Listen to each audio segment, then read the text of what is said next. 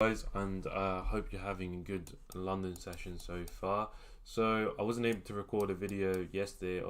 To be fair, there wasn't anything for me to even document, but yeah, I wasn't in a position to record. So running through price action today, it was pretty dry, I have to admit, but it was dry and slow. So let's start off from 7 o'clock when I actually start trading. So coming into this session, right, all we had was breaks, and there was no form of disruption. Again, just a reminder, I'm still testing the disruption model, so that's all I'm looking for. Eventually we kept having multiple breaks. Where's the next one? Low was formed, break, and then here, so we formed this low from this high, and then we have another break of structure. Now obviously what this means, now that we have that form of intent, this could be a form of disruption, or alternatively we could have disruption going the other way. So we end up going out to take out this low, but price does not come back to the POI. I don't even know what it reacts to here. And then we continue following price. So after all of that, nothing happened. So we continue following price. Again, we have another form of disruption. So we have this break of structure here, we have it being disrupted here, and then we have this break of structure from this range. I look to confirm within here. The problem is we go to the 1 second, and essentially what happens, price just disappears. So just bear in mind that the 15-second low was here.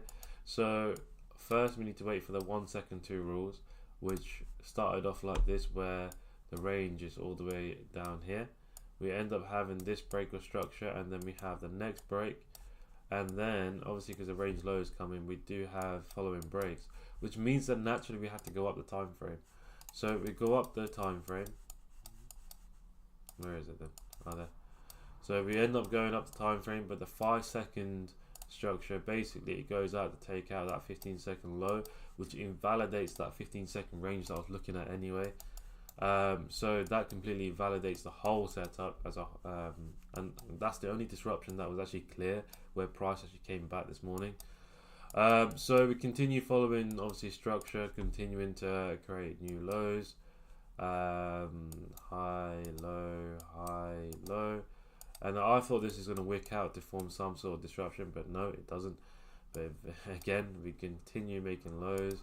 And now what's happened is we're going obviously to make new highs, but then again it's just printing new highs, new higher lows without any form of disruption, which is odd. I would have thought there would be some sort of disruption at the moment. I don't know if there was an inception entry somewhere along here, but there wasn't anything for me to trade. And as soon as it got to about like quarter to 9, I sort of stopped. There's no point.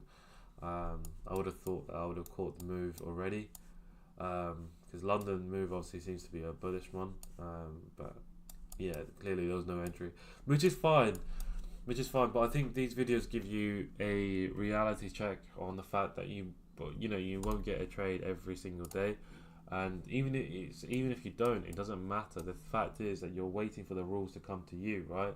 You're not trying to force a situation, and with the disruption model being so specific, it will happen less frequently, but obviously when they do happen, they are high probability.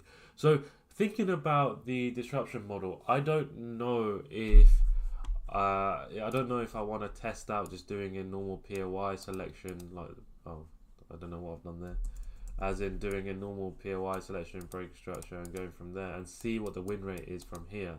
Because I suppose I haven't done enough testing. I just found that I was taking more losses this way. But I suppose I could do some more testing to see if this is the case. But the problem is this produces so many POIs, so there could be a lot of exposure.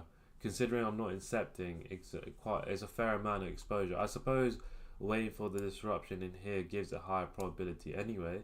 But yeah, it's just trying to find what's the best way to do it.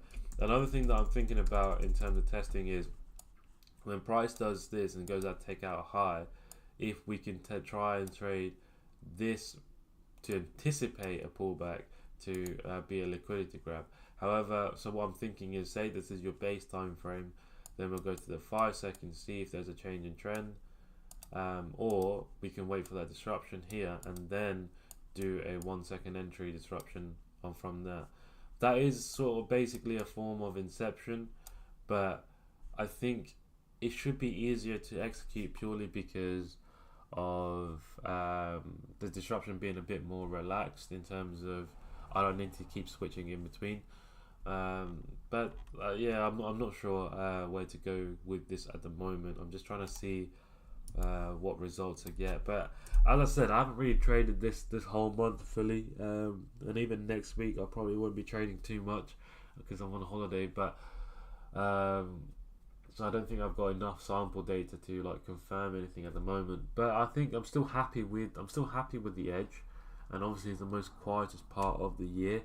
I just need to continue testing and see what's obviously working. But as I said, I'm thoroughly enjoying this part of it anyway. So yeah, as soon as I continue testing, as soon as I find something that is working, yeah, and I'll let you guys know. Was that disruption there? Breaker structure, disruption, price doesn't come back. I mean, actually, price breaks, doesn't come back, break, no disruption, nothing. This is just rubbish. Anyway, I hope you guys enjoy the rest of your day, whatever time zone you're in. I know some of you it's probably bedtime for a lot of you, not for a lot of you, for some of you. But anyway, take care, and I'll see you guys in the next video.